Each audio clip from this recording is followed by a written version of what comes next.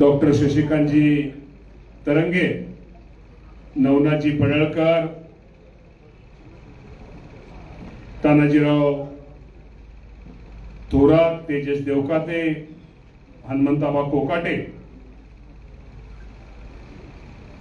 माऊली चौरे, नानासाहेब शेंडे, बाबासाहेब चौरे, विलासबापू वाघमोडे, आकाश कांबळे, राम आजबे, शिवाजीराव मखरे, बोंद्रे दादा, जगदीश कोळेकर, शहराचे अध्यक्ष किरण गानबोटे, सीमाताई,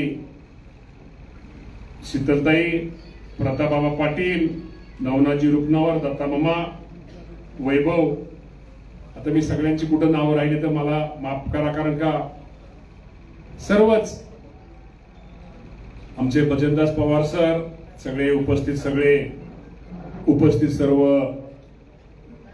सर्व गावचे आजी माजी सरपंच, आजी माजी सदस्य, सोसायटीचे आजी माजी चेअरमन, आजी माजी सदस्य, तंटामुक्तीचे अध्यक्ष, आजी माजी अध्यक्ष, आमच्या राष्ट्रवादीच्या महिला अध्यक्षा इंगोलीताई, त्यांच्या सगळ्या सहकारी, उपस्थित सर्व बंधू आणि भगिनींनो, आज आपल्या इंदापूर शहरामध्ये आज आपण शिंदे सरांचा सत्कार ठेवलेला आहे.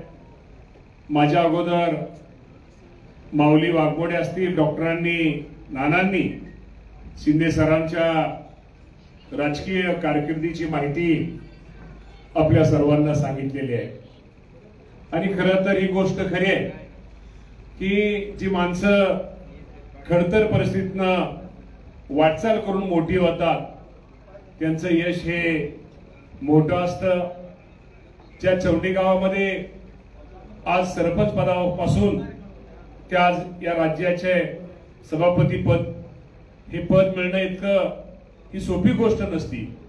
या मागे आज ते भारतीय जनता पार्टीचे आज नेते आहेत आणि एक भारतीय जनता पार्टीने त्याचा खूप मोठा हा सन्मान केलेला आहे.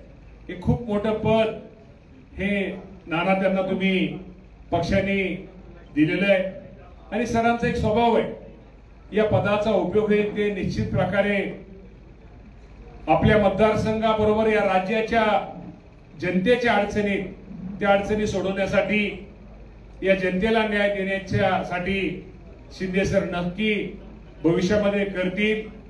याबद्दल आपल्या सर्वांच्या मनात कुठल्याही प्रकारची शंका असणं कारण नाहीये. शिंदे सरांचा एक स्वभाव आहे, हा माणूस निश्चित प्रकारे कष्ट करणारा आहे, मेहनत करणारा आहे आणि ते कुठेही किती मोठं संकट असलं त्याला धावून जाणार आहे. हे शिंदे सर असल्यामुळं निश्चित या पदाचा उपयोग आहे.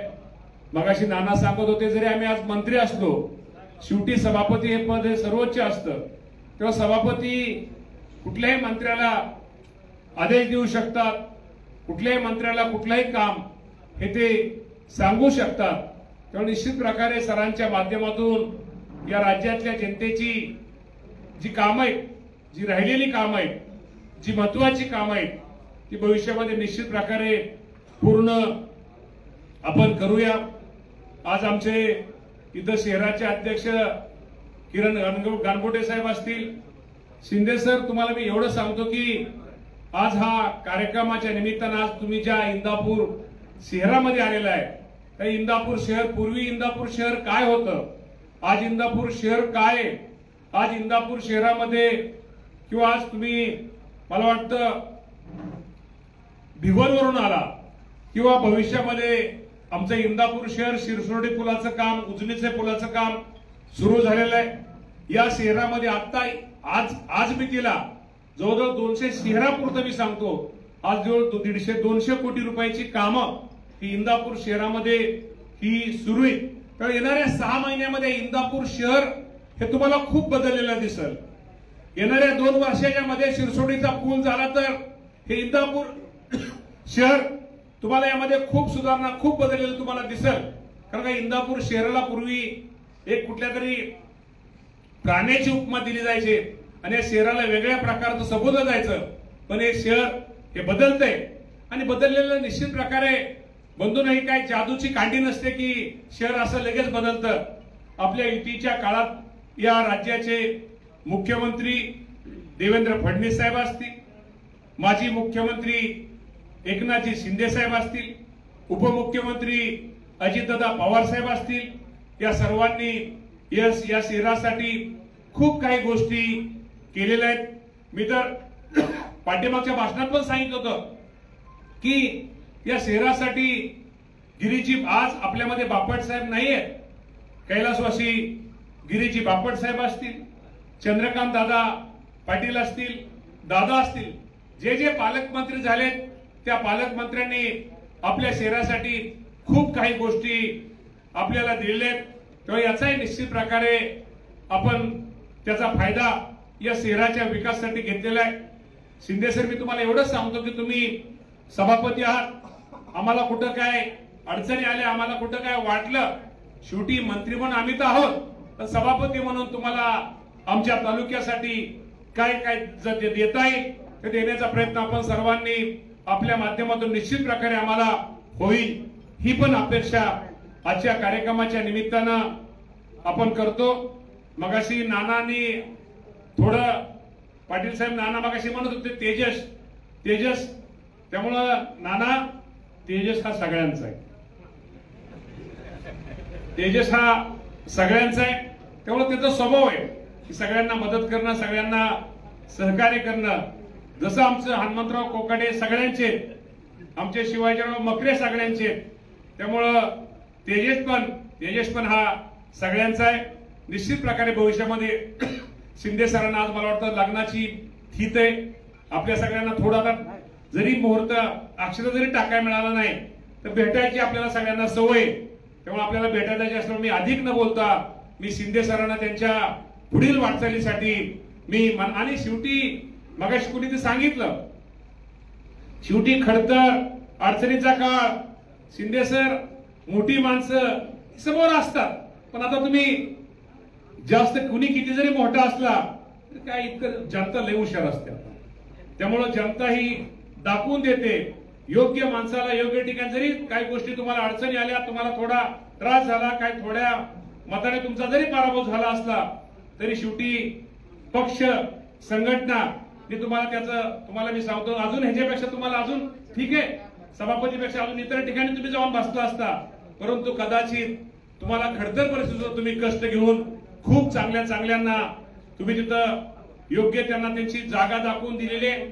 शेवटी निसटता पराभव हा असतो. निसटता पराभव 2009ला पण माझा झाला होता. निसटता पराभव शेवटी आपल्याला आयुष्याबद्दल काही गोष्टी शिकायला मिळतात. त्या भविष्यामध्ये तुम्ही नक्की त्यामध्ये भविष्यामध्ये दुरुस्ती करचाल आणि येणारा काळ हा तुमचा एक उज्ज्वल काळ राहो, हीच आमच्या इंदापूरकरांच्या वाशीनं शुभेच्छा.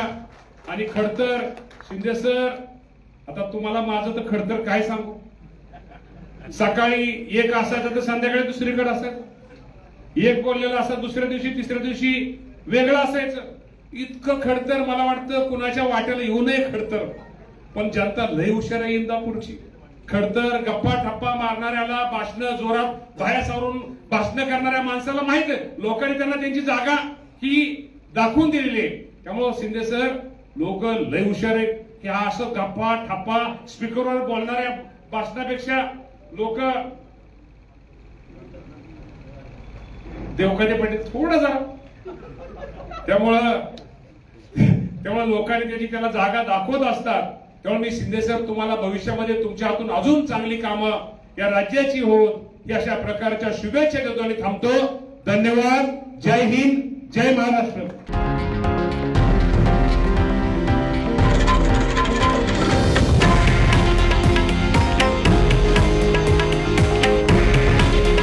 हे आहे देशातील नंबर 1 न्यूज नेटवर्क आणि आपण पाहत आहात TV9 मराठी.